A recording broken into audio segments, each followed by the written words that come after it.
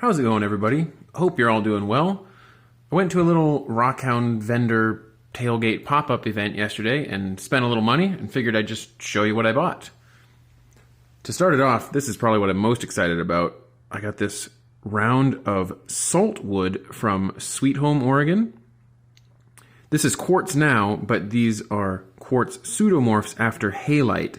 So these were originally cubic salt crystals, now replaced by quartz. Might need to repolish it, but I've wanted a piece of this for a while, and I was pretty excited to get that for 20 bucks.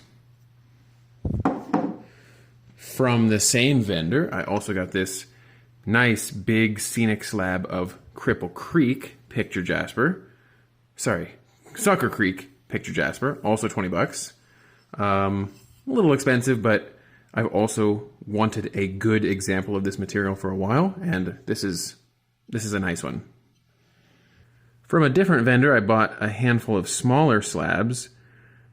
This is the rare Van Dusen jasper out of Prineville, Oregon. Not huge, but it's got that good classic color and pattern. Excited to pick that up for $2, I believe. There's another one in here somewhere. This one, I believe, was $4. Not the most colorful, but that good old school rim jasper. I was excited. Also got a piece of Belvedere jasper, which is an example of something I consider an old time material. You just don't see a lot of people cutting it or selling it anymore. I think it was pretty popular at one time, but these days you just don't see that much of it. But lots of colors going on. Cool piece for $3. I'm not the biggest Obsidian guy, but my favorite of the Glass Buttes Obsidians from Oregon is this right here, the Red Ribbon Obsidian. The fire's cool too, but this one's just a little bolder. You don't need to get the light just right to see it. Yeah, like this stone here, I believe will be really cool in a cab. Yeah, I just love that contrast. I love how they're just bright red ribbons floating in clear black glass.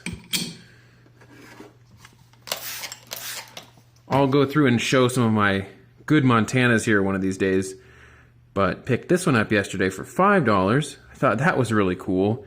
You don't often see those flower-like plumes in Montana agate. It's got a few fractures, but hey, these rocks are old. They've been tumbling in a river forever, since before I was born, I'm pretty sure. I thought this pair of slabs was pretty cool and weird. I believe we're looking at petrified wood in the very center here. Kind of reminds me of grassy mountain material outside of Vail, Oregon. But I don't really know what to make of this rind. Very colorful, very solid. I don't really feel like that's fossil wood. Yeah, really interesting stuff. I had to pick those up. I've not seen this material before, I don't think.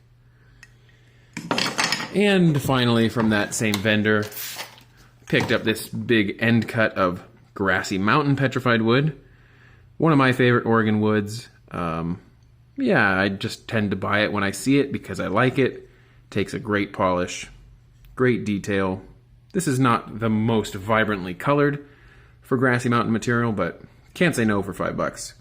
So yeah, altogether spent 25 bucks on the stack of slabs from the one vendor, 40 bucks between the Sucker Creek and the Saltwood.